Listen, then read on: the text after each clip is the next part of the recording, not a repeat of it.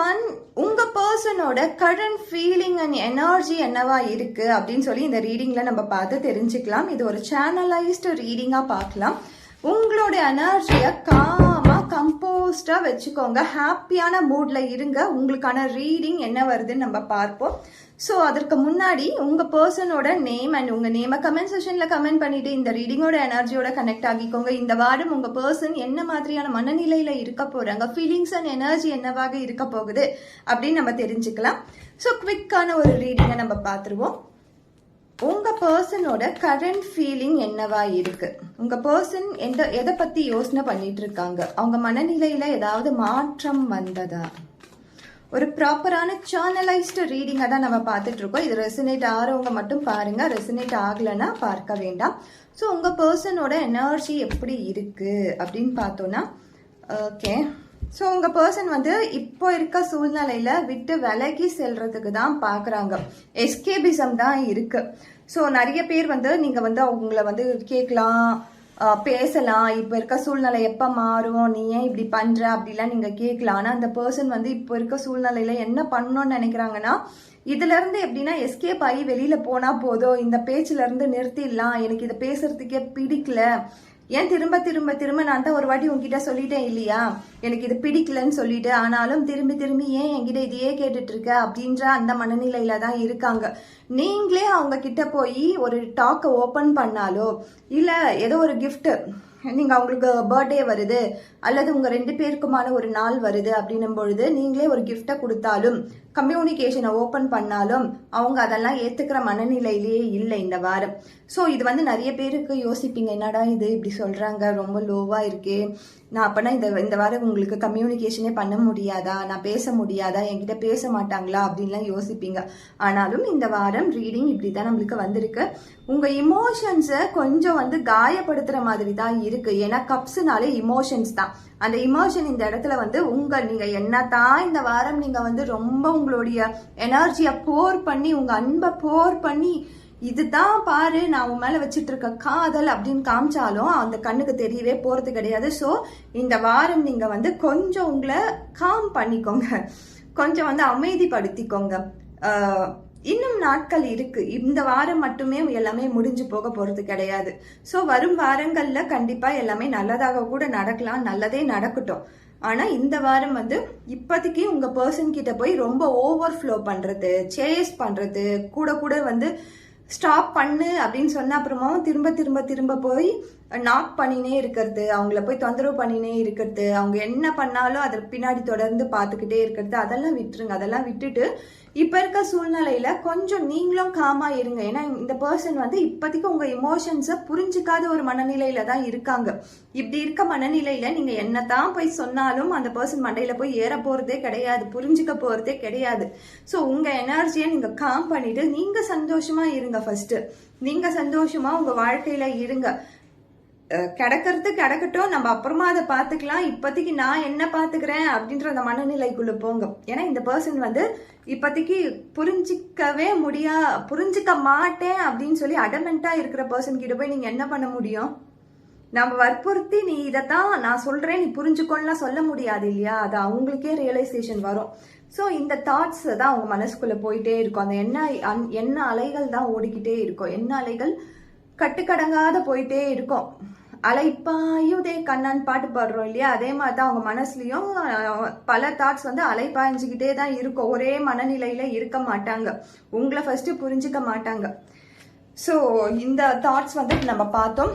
Next அவங்க இந்த 7 நாள்ல அவங்க கிட்ட இருந்து ஏதாவது ஒரு அவங்க இமோஷன்ஸா புரிஞ்சுக்கல, பட் ஏதாவது ஒரு சின்ன ஒரு மிராக்கிள்ஸ் நடக்குமா? இந்த பிரபஞ்சம் உங்க வாழ்க்கையில ஏதாவது ஒரு மிராக்கிளை பண்ணி கொடுக்குமா? ஏதாவது ஒரு சந்தோஷமான நிகழ்வுகள் அவங்க கிட்ட இருந்து வருமா? அந்த எனர்ஜியில நான் இருக்கேனா, அதாவது நீங்க இருக்கீங்களா அந்த எனர்ஜியில, நீங்க இருக்கீங்களா அந்த பர்சனோட எனர்ஜியில அப்படின்னு நம்ம பார்ப்போம். ஸோ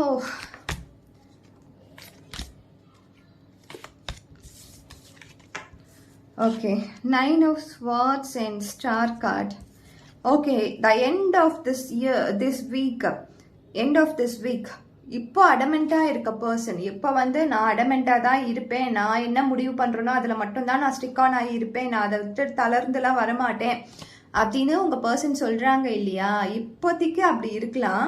பட் ஒரு ஃப்ரைடே அண்ட் சாட்டர்டே அந்த மாதிரி கண்டிப்பா உங்களுக்கும் அவங்களுக்கும்குள்ள ஒரு இமோஷனல் பாண்டிங் கிரியேட் ஆகும்.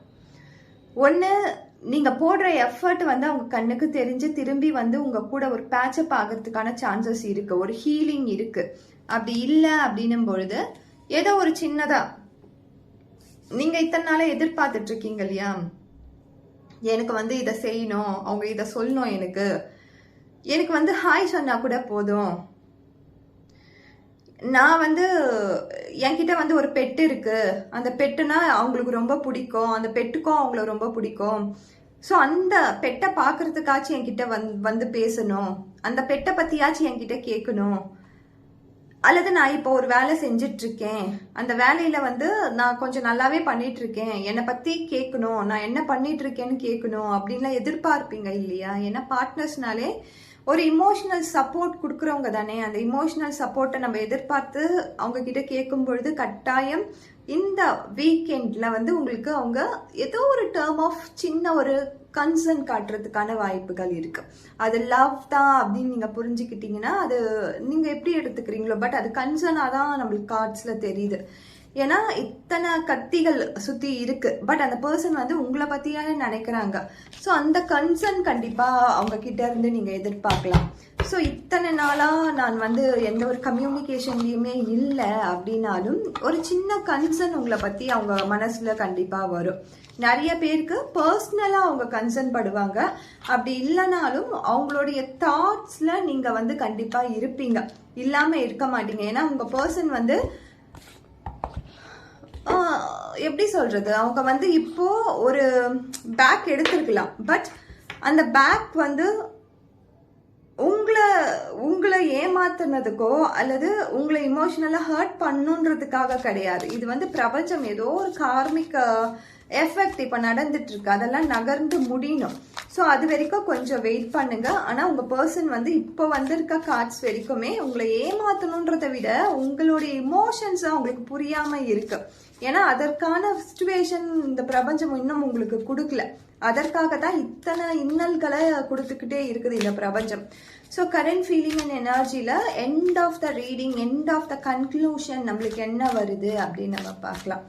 ஸோ இப்போ இது வரைக்கும் நீங்க பார்த்துட்டு இருக்கீங்கன்னா இப்போ கரண்ட் எனர்ஜியில உங்க பர்சனோட ஃபீலிங்ஸ் இன்னும் தெளிவா நம்ம செக் பண்ணலாம், இன்னும் தெளிவா நம்ம பார்க்கலாம் என்ன இருக்கு, உண்மையான ஃபீலிங்ஸ் என்னவாக இருக்கு, கரண்ட் ஃபீலிங் என்னவாக இருக்கு. ஓகே,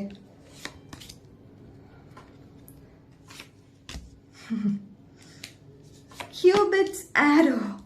ஸோ கார்மிக் இமோஷன்ஸ் தான், கார்மிக் ரிலேஷன்ஷிப் தான். நீங்க இதை பார்த்துட்டு இருக்கீங்க போது செல்ஃபா நானாகவே இருந்துக்கிறேன், எனக்கு யாரும் வேணாம் அப்படின்ற மனநிலை கூட போயிட்டு இருப்பீங்க. ஆனா இந்த கியூபிடோட இந்த ஆரோஸ் அப்படின்றது உங்களை வந்து அப்பப்போ சீண்டிக்கிட்டே இருக்கும். கியூபிட் ஆரோஸ்னா என்னன்னு நிறைய பேருக்கு புரியும்னு நினைக்கிறேன். ஸோ உங்களுடைய லவ் ஃபீலிங்ஸ் தான் அது, உங்களுடைய ஓன் லவ் ஃபீலிங்ஸ். இந்த மன்மத அம்புன்னு சொல்லுவோம் இல்லையா, அதுதான். ஸோ அந்த அந்த தாட் வந்து உங்களுக்குள்ள வந்து வந்துகிட்டே இருக்கும். ஐயோ என் பார்ட்னர் இப்ப இருந்தா நல்லா இருக்குமே, அவர் கூட பேசினா நல்லா இருக்குமே, அவங்க கைய புடிச்சுக்கிட்டா நல்லா இருக்குமே. இது கார்மிக் எனர்ஜி தானே, இது கார்மிக் ரிலேஷன்ஷிப் தானே. ஆனா பாருங்க இங்க கை கோத்து தான் இருக்காங்க. ஸோ இந்த மாதிரி எனக்கு புரியுது, இந்த பர்சன் வந்து கார்மிக்கான பர்சன் தான், எனக்கு புரியுது, என்னை ரொம்ப நச்சு பண்றாங்க தான், என்னை ரொம்ப நோகடிக்கிறாங்க தான். ஆனாலும் இந்த கியூபிட் ஆரோ என்னை விடவே மாட்டேங்குது, என்னை ரொம்ப கெட்டியா பிடிச்சிட்டே இருக்கு. எனக்கு வந்து இந்த ஃபீலிங் எனக்கு எல்லாமே புரியுது, நீங்க சொல்றது எல்லாமே கரெக்ட் தான். ஆனாலும் என்னுடைய தாட்ஸை என்னால எவ்வளவு ட்ரை பண்ணாலும் கம்மி பண்ணிக்க முடியல அப்படின்ற அந்த ஒரு உங்களுக்கு நீங்களே கூட யோசனை பண்ணீங்கன்னா உங்களுக்கே கூட சிரிப்பு வரும். இந்த கியூபிட் ஆரோஸ் பத்தி நம்ம சும்மா தான் இருப்போம், நம்ம சும்மா உட்காந்துட்டு இருப்போம், டிவி பார்த்துட்டு இருப்போம், போனை நோண்டிட்டு இருப்போம்.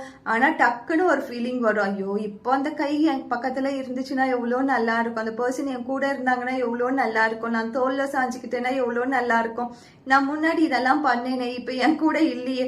நம்மளுக்கு கோபம் கூட வரும், வெறுப்பா கூட இருப்போம். ஆனா அந்த சமயத்துலதான் இந்த கியூபிட் ஆரோஸ் வந்து நம்மள இந்த கார்மிக் ரிலேஷன்ஷிப்குள்ள கொண்டு போகும். அப்பதான் அந்த இமோஷன்ஸ் வந்து தேட ஆரம்பிக்கும் அந்த பர்சனை. அந்த மனசு வந்து ரொம்ப ரொம்ப ஏங்கும். இந்த பர்சன் நம்ம கூட இல்லாம போயிட்டாங்களே, பேசாம போயிட்டாங்களே, நம்ம கூட இருந்தா சண்டை போட்டிருப்பாங்களே, இதை கேட்டிருப்பாங்களே, இதை பண்ணிருக்கலாமே அப்படின்ற அந்த இமோஷன்ஸ் தான் இந்த கார்மிக் ரிலேஷன் கொண்டு போகுது. நீங்க வந்து நான் வந்து செல்ஃபா ரொம்ப ஒபீடியன்ட் டிசிப்ளின், நான் செல்ஃப் டிசிப்ளின் என்கிட்ட அதிகமாவே இருக்குது, நான் இந்த மாதிரி எல்லாம் நான் போக மாட்டேன் அப்படின்னு உங்களை கட்டுப்படுத்தி தான் வச்சுட்டு இருப்பீங்க. ஆனா எத்தனை பேருக்கு இது நடந்திருக்குன்னு சொல்லுங்க. இந்த கியூபிட் ஆரோவை ரீசெண்ட் டைம்ஸ்ல யாரெல்லாம் உணர்ந்திருக்கீங்கன்னு பாருங்க. ஸோ அது அந்த லீட் தான் இந்த கார்மிக் ரிலேஷன்ஷிப். இதே மாதிரி தான் உங்க பர்சனுக்கும் இந்த கியூபிட் ஆரோ வந்து சும்மா தான் அவங்க இருப்பாங்க. உங்க மேல கோவத்துல இருக்காங்களோ அல்லது உங்க மேல வந்து ஏதோ ஒரு சூழ்நிலையில நீங்க பிரிஞ்சிருப்பீங்க. ஸோ அந்த தாட்ஸ்ல இருக்கலாம். பட் அந்த கியூபிட் ஆரோ என்ன பண்ணுது, போய் டிஸ்டர்ப் பண்ணிட்டே இருக்குது. பாரு, உனக்காக ஒருத்தவங்க இருக்காங்க, உன்னையே நம்பிட்டு இருக்காங்க, உன்னையே ஏங்கிட்டு இருக்காங்க, பாரு பாரு பாரு அப்படின்னு சொல்லி காமிச்சுக்கிட்டே இருக்கு. So have faith. Love is coming, surprise invitation stuck by love, sent by love. So ஏதோ ஒரு சர்ப்ரைஸ் இன்விடேஷன் உங்களுக்காக வரப்போகுது. ஸோ நீங்கள் இதை அப்படியே அக்செப்ட் பண்ணிக்கலாம். உங்கள் பர்சனோட எனர்ஜிஸ்லையுமே இந்த கியூபிட் ஆரோஸ்ன்றது டிஸ்டர்ப் பண்ணிக்கிட்டு தான் இருக்குது. நிறைய பேருக்கு புரிஞ்சிருக்கோன்னு நான் நம்புகிறேன்.